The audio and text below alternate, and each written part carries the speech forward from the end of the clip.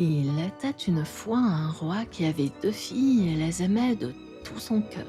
Un jour pourtant, il fut soudain saisi du désir de savoir si elle l'aimaient sincèrement, et il décida de donner son royaume à celle qui lui témoignerait le plus de dévouement.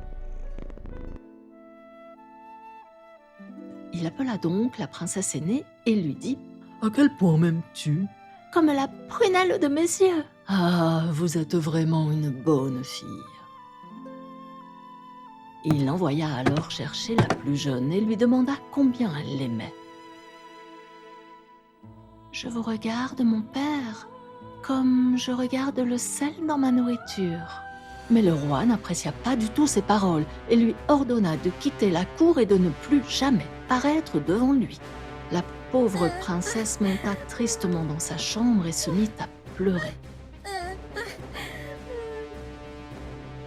Mais lorsqu'on lui rappela les ordres de son père, elle essuya ses larmes, fit un paquet de ses bijoux et de ses plus beaux vêtements et quitta précipitamment le château où elle était née.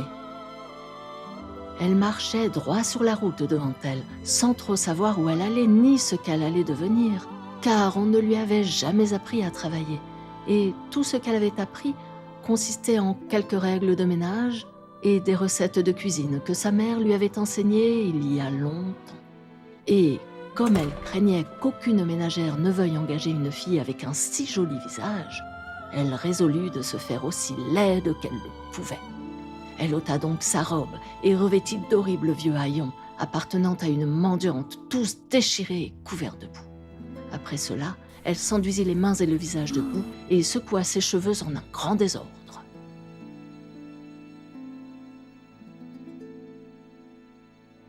Ayant ainsi changé d'apparence, elle alla s'offrir comme bergère ou gardeuse d'oies. Mais les fermières ne voulurent rien dire à une jeune fille aussi sale et la renvoyèrent avec un morceau de pain en guise de charité. Après avoir marché pendant de nombreux jours sans pouvoir trouver de travail, elle arriva enfin dans une grande ferme où l'on cherchait une bergère qui l'engagea avec joie. Et un jour, qu'elle gardait ses moutons dans un champ isolé, elle ressentit soudain le désir de revêtir sa robe de splendeur. Elle se lava soigneusement dans le ruisseau et, comme elle portait toujours son baluchon avec elle, il lui fut facile de se débarrasser de ses haillons et de se transformer en quelques instants en une grande dame.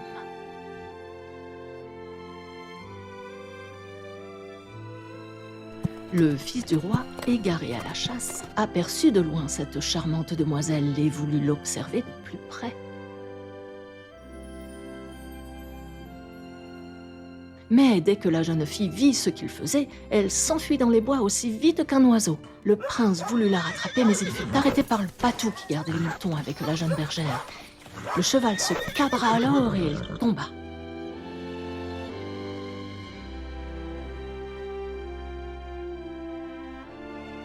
Lorsqu'il se releva, elle avait disparu. Et lorsqu'elle fut en sécurité, elle remit ses haillons et s'enduisit le visage et les mains de boue. Cependant, le jeune prince qui avait chaud et soif se rendit à la ferme pour demander un verre d'eau. Il demanda en même temps le nom de la belle dame qui gardait les moutons. À ces mots, tout le monde se mit à rire, car on disait que la bergère était l'une des créatures les plus laides et les plus sales du monde. Le prince pensa alors à quelque sorcellerie et il se hâta de partir. Mais le fils du roi pensait souvent à la charmante jeune fille qu'il n'avait vue pourtant qu'un instant, et elle lui sembla bien plus fascinante que n'importe quelle dame de la cour.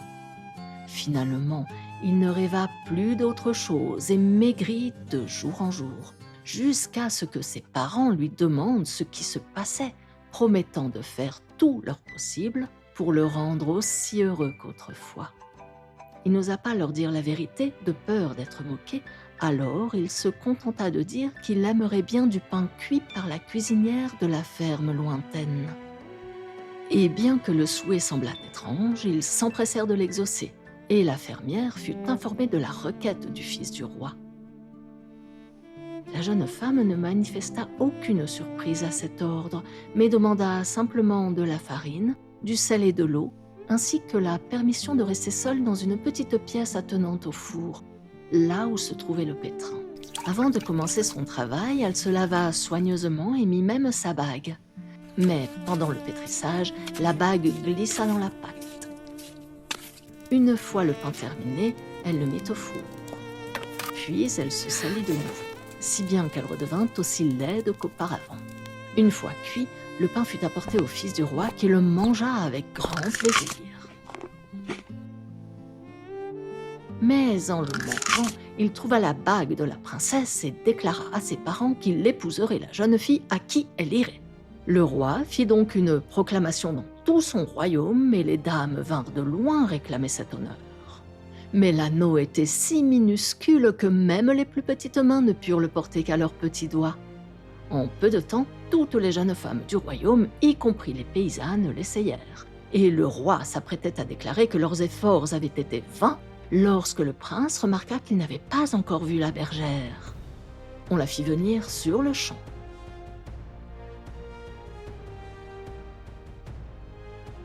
Elle arriva couverte de haillons à la cour, mais avec les mains plus propres que d'habitude, ce qui lui permit d'enfiler facilement l'anneau. Le fils du roi déclara alors qu'il tiendrait sa promesse, et lorsque sa mère lui fit remarquer avec douceur que la jeune femme n'était qu'une bergère et qu'elle était fort laide, la jeune femme répondit hardiment qu'elle était née princesse et que, si seulement il lui donnait un peu d'eau et la laissait seule dans une pièce quelques minutes, elle prouverait qu'elle était aussi belle que n'importe qui portant de beaux vêtements. Ils firent ce qu'elle demandait.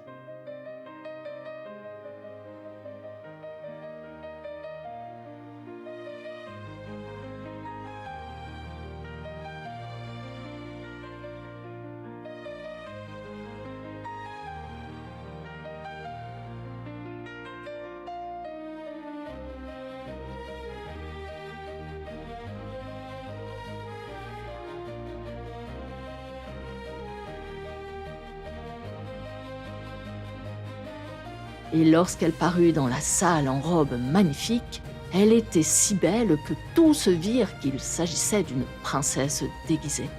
Le fils du roi reconnut alors la charmante demoiselle qu'il avait aperçue autrefois et, se jetant à ses pieds, lui demanda si elle voulait bien l'épouser. La princesse lui raconta alors toute son histoire et dit qu'il serait nécessaire d'envoyer un ambassadeur à son père pour lui demander son consentement et l'inviter au mariage. Le père de la princesse, qui n'avait jamais cessé de se repentir de sa dureté envers sa fille, l'avait recherchée à travers le pays. Mais comme personne ne pouvait rien lui dire d'elle, il la croyait morte. C'est donc avec une grande joie qu'il apprit qu'elle était vivante et qu'un fils de roi la demandait en mariage. Il quitta son royaume sur le champ avec sa fille aînée afin d'assister à la cérémonie. Sur ordre de la mariée, on ne servit à son père au déjeuner de noces que du pain sans sel et de la viande sans assaisonnement.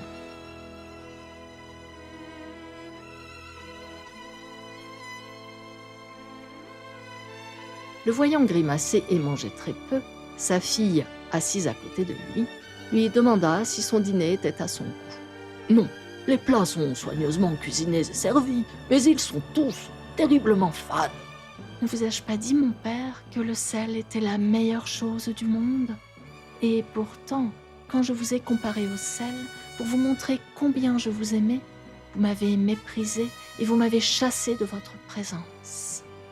Le roi embrassa sa fille et reconnut avoir eu tort d'interpréter ses paroles.